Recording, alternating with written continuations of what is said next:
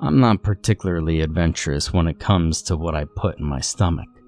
If I'm going to eat something, it should ideally be cheap, cheesy, and deep fried. My ex used to drag me to all kinds of weird hipster and/or exotic places. I do my best to seem unbothered by the prospect of spending $40 on something that looked like it had been barfed up by my cat. When she suggested we go to the new hibachi place downtown, well, I expected more of the same. I'm not going to say the name here because no one around my town is going to believe me.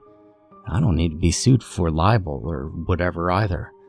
Anyway, my girlfriend at the time and I went to try the hibachi place one Saturday evening.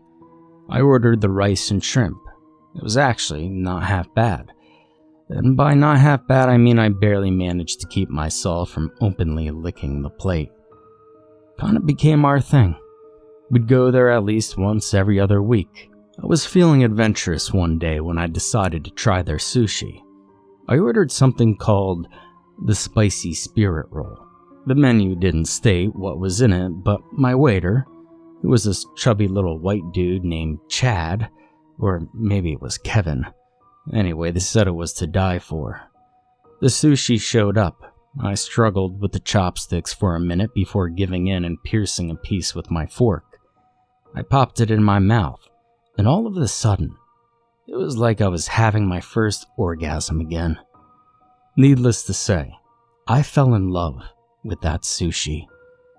It became my go-to snack. I used to drive over every day during my lunch break. The funny thing was, I wasn't an anomaly. It seemed to always see the same people day after day ordering that same sushi. It became an obsession with me. When I wasn't eating, I was thinking about it. Focusing on anything else became incredibly difficult. My relationship suffered. Hell, we ended up breaking up. I honestly don't remember caring at all. She took her shit and left, and that was that. I worked at a comic book shop at the time. It was hard to get fired from a comic book shop, but as it turns out, it wasn't impossible. I simply had to take super long lunch breaks halfway across town every single day and completely zone out for 10 or 20 minutes at a time while customers tried to ask me questions.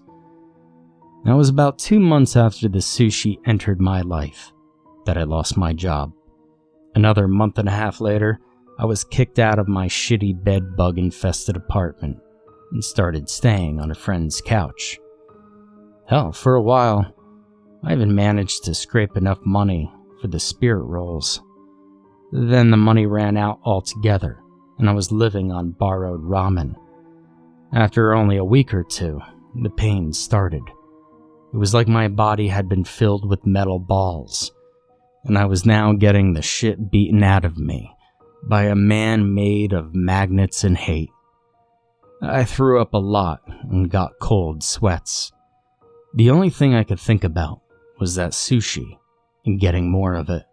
One night, I took this black switchblade I always carry with me, and I went back to the restaurant.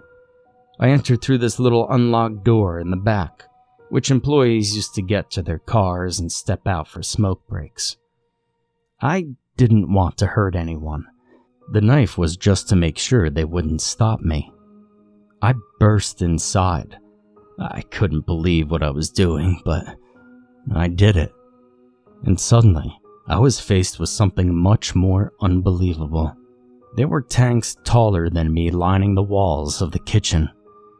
Inside the tanks were maybe a dozen people floating, submerged in water.